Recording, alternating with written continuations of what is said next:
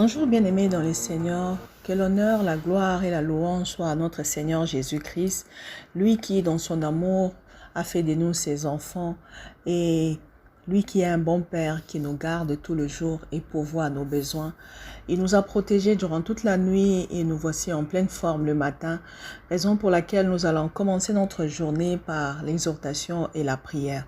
Bien-aimés, aujourd'hui nous allons partager sur le livre de 2 Corinthiens, le chapitre 7, le verset 1 à 5 que je lis au nom de Jésus. Ayant donc de telles promesses, bien-aimés, purifions-nous de toute souillure de la chair et de l'esprit, en achevant notre sanctification dans la crainte de Dieu. Donnez-nous une place dans vos cœurs. Nous n'avons fait tort à personne. Nous n'avons ruiné personne. Nous n'avons tiré du profit des personnes. Ce n'est pas pour vous condamner que je parle de la sorte, car j'ai déjà dit ce que vous êtes dans nos cœurs, à la vie et à la mort.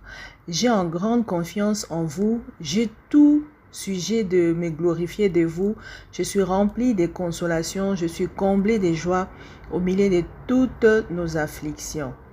Car depuis notre arrivée en Macédoine, notre chair n'eut aucun repos. Nous étions affligés de toutes manières, luttés au dehors, crainte au dedans. Bien-aimés, nous allons partager sur un sujet très important qui est nous devons lutter au dehors et nous devons garder la crainte de Dieu au dedans de nous. Bien-aimés, nous devons savoir que Dieu est un Père pour nous. Et étant notre Père, il veut que nous puissions nous séparer de tout ce qui est impur, afin qu'il puisse nous accueillir. Il nous demande de nous séparer de tout ce qui ne l'honore pas. Et juste parce que nous avons de telles promesses, nous devons apprendre à nous purifier de toute souillure de la chair et de l'esprit, pour que la sanctification et la crainte de Dieu soient dans notre corps, dans notre cœur, pour que nous puissions refléter l'image de notre Seigneur Jésus-Christ. C'est pourquoi Paul, dans le verset 5, il était en train de dire « Car depuis notre arrivée en Macédoine, notre chair n'eut aucun repos. Nous étions affligés de toute manière, lutte au dehors, crainte au dedans. » Bien-aimés, qu'est-ce que Paul veut nous dire par ce passage? Il voulait dire que nous devons apprendre à lutter au dehors. Lutter au dehors, pourquoi? Parce que nous sommes enfants de Dieu. Si nous voulons bien comprendre cela, nous allons voir le passage de Hébreux 12, à partir du verset 2, qui nous dit que nous devons avoir les regards fixés sur Jésus-Christ, lui qui est notre consommateur de la foi. Regardez comment il a souffert à la croix, méprisé, ignominie, il s'est assis à la droite du trône de Dieu. Nous devons considérer celui qui a supporté contre sa personne une telle opposition de la part des pécheurs, afin que vous ne lassiez point, afin que nous ne puissions pas aussi nous décourager. Et la Bible dit dans le verset 4 que vous n'avez pas encore résisté jusqu'au sang en luttant contre le péché. Bien-aimés, la lutte contre le péché peut aller jusqu'au sang. Pourquoi? Parce que nous sommes des enfants de Dieu. De la même façon que Dieu, notre Seigneur Jésus-Christ, a été châtié, nous aussi nous devons être châtiés. Et des fois, on est châtié par Dieu lui-même, parce que la Bible nous dit que Dieu lui-même châtie tous ceux qu'il aime. Et le châtiment que Dieu nous fait envers nous, c'est légitime, parce qu'il veut nous rendre forts. C'est pourquoi ici, Paul nous disait que nous devons lutter au dehors et à l'intérieur toujours garder la foi. La lutte peut venir du monde ou de Dieu qui veut nous enseigner quelque chose.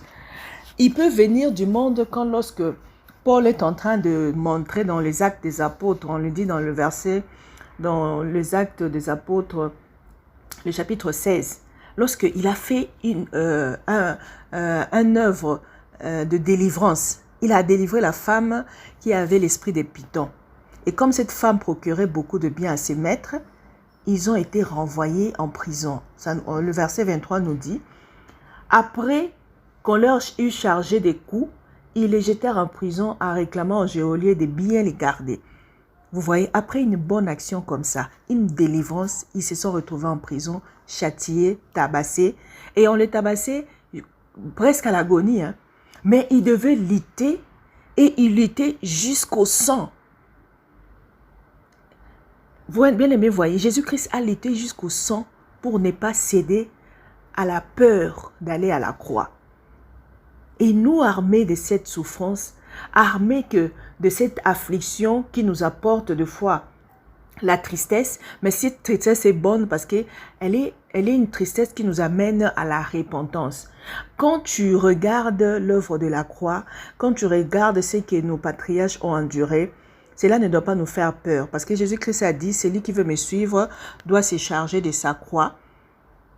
Et mais sachons que notre joug qu'on porte là, ce ne sera jamais comme Jésus-Christ parce qu'il a dit, je ne vous laisserai jamais tenter au-delà de vos efforts. Mais nous devons savoir que c'est la seule condition pour accéder au trône, à l'élévation. Parce que, étant enfant de Dieu, le monde ne nous reconnaîtra jamais. Il voudra toujours se mettre contre nous. Mais nous ne devons pas regarder comme une mauvaise chose les afflictions ou la tristesse que nous avons dans le chemin de la croix avec Jésus-Christ. Mais nous devons regarder à la gloire future. Et cela va nous conduire à lire le verset de Malachie 3 à partir du verset 13 à 18. Bien-aimés, regarde ce que Dieu nous dit ici. Vos paroles sont rudes contre moi, dit l'Éternel, et vous dites, qu'avons-nous dit contre toi? Vous avez dit, c'est en vain que l'on sert Dieu. Qu'avons-nous gagné à observer les préceptes et à marcher avec tristesse à cause de l'Éternel des armées? Bien-aimés, des fois, on se pose des questions telles que, regardez les méchants, ils prospèrent. Mais nous, qu'avons-nous gagné à craindre Dieu, mais et à marcher avec tristesse tout le temps, à être opprimés tout le temps? Bien-aimés, nous avons gagné la vie éternelle. Parce que si nous lisons, nous continuons, maintenant, nous nous estimons heureux et hautains. Oui, les méchants prospèrent. C'est vrai qu'ils prospèrent. Oui, ils tentent Dieu et ils s'en échappent. Alors, ceux qui craignent l'Éternel se parlèrent l'un à l'autre. L'Éternel fut attentif et il écoute, et un livre de souvenirs fut écrit devant eux. Pour ceux qui craignent l'Éternel et qui honorent son nom, ils seront à moi, dit l'Éternel des armées, ils m'appartiendront au jour que je séparerai. J'aurai compassion pour eux, comme un homme a compassion de ses fils qui le sert. Et vous verrez de nouveau la différence entre les justes et le méchant, celui qui me sert et celui qui ne me sert pas. Bien aimé, ici on nous explique qu'à la fin du monde, nous n'aurons même pas à regretter de ce que nous avons souffert pour Christ. Parce que nous serons transformés, on verra la différence entre ceux qui le servent et ceux qui ne le servent pas. Bien aimé, même dans le monde, cette différence-là existe. C'est quand tu crains Dieu, tu verras. C'est pourquoi Paul pouvait parcourir le monde, même quand on les frappait, il ne le voyait pas. Parce que quand nous sommes armés de la pensée, de la souffrance qui nous amène à la vie éternelle, même la mort même nous est un gain, nous ne prenons pas ça comme des souffrances, nous ne restons pas dans la tristesse, mais nous sommes dans la joie lorsque nous sommes opprimés pour Jésus-Christ, lorsque nous sommes insultés pour Jésus-Christ. Et nous savons que nous allons gagner la vie éternelle avec Jésus-Christ. C'est pourquoi, gardons-nous humbles, gardons-nous loin de l'orgueil et restons abaissés pour que Dieu nous élève. Gardons les yeux fixés vers la rémunération parce que Dieu, au temps fixé, il viendra séparer. Il viendra séparer les biens et les méchants. Et là, on verra la différence. Et là, tu seras récompensé. Et sur terre, sache que tu ne seras jamais tenté au-delà de tes efforts. C'est pourquoi, gardons la foi. C'est lui qui passe sa vie dans la tristesse parce qu'il se sépare du péché, parce qu'il souffre dans la peau, dans le corps à cause du péché. Il gagne la repentance. Et une repentance dont on l'enlèvera jamais. Vous voyez? Mais tandis que la tristesse du monde, si tu t'attristes parce que je n'ai pas des choses du monde, elle amène à la mort. Et ce n'est pas ce que l'on veut. En tant qu'enfant de Dieu, nous aspirons qu'un jour voir le Seigneur. Alors gardons la foi et prions pour que Dieu nous aide à lutter au dehors et que la crainte de Dieu reste au-dedans de nous pour que nous soyons trouvés justes à la venue de notre Seigneur Jésus-Christ. Prions au nom de Jésus. Prions au nom de Jésus. Éternel Dieu des armées, que tes lois sont parfaites et elles restaurent notre âme. Ton témoignage est véritable et rend nos cœurs sages, nous sort de l'ignorance. Tes ordonnances, ô Éternel, sont droites et elles réjouissent nos cœurs. Tes recommandations sont pures, ils éclairent les yeux. La crainte de l'Éternel est pure, elle subsiste à toujours. Les jugements que tu portes sur nous sont purs et vrais, ils sont tous justes. Ils sont plus précieux que l'or, que beaucoup d'or fin. Ils sont plus doux que le miel, que celui qui coule dans le rayon de miel. Ô Seigneur, regarde nos cœurs abattus, regarde nos cœurs en souffrance, regarde nos corps qui souffrent dans le péché. Donne-nous la force de résister jusqu'aux os. Donne-nous la force de crucifier la chair avec ses passions, afin que nous puissions vivre dans la repentance qui nous apporte le salut. Nous ne voulons pas pleurer pour des choses périssables, car elles nous apportent la mort. Mais nous accepterons d'être tristes dans ce monde, mais de ne pas pécher contre toi. C'est pourquoi arme-nous de cette pensée. Arme-nous de cette pensée de souffrir, d'être attristés, parce que le Seigneur veut nous changer, parce que le Seigneur veut nous tracer un chemin favorable, parce que le Seigneur nous sépare de mauvaises choses, car la Bible dit ta parole a le pouvoir de séparer la moelle et la jointure. Elle sépare nos vies du péché et ça fait mal, ça nous attriste, nous souffrons d'abandonner les vols, l'impudicité, les maris d'autrui, de faire du mal à notre prochain. Mais nous voulons regarder que cela nous apporte la vie éternelle, que cela nous apporte la repentance, qui nous enlève de l'orgueil, qui nous justifie, qui nous amène la crainte de Dieu. Nous voulons être zélés pour de bonnes choses. Nous voulons être zélés afin que par nous beaucoup soient sauvés. Parce que tu veux faire de nous de sources d'eau vive. Mon frère et ma sœur, ne regarde pas ta tristesse, ne regarde pas ta souffrance, ne regarde pas combien tu as été dépouillé depuis le jour où tu as cru en Jésus-Christ. Ne regarde pas ce que tu as perdu comme ami en chemin depuis le jour où tu as cru en Jésus-Christ. Ne regarde pas quand tu as arrêté de corrompre combien tu n'as plus grand-chose. Car le Seigneur est avec toi. Le Seigneur afflige ses enfants pour un temps, mais il les élève au temps fixé.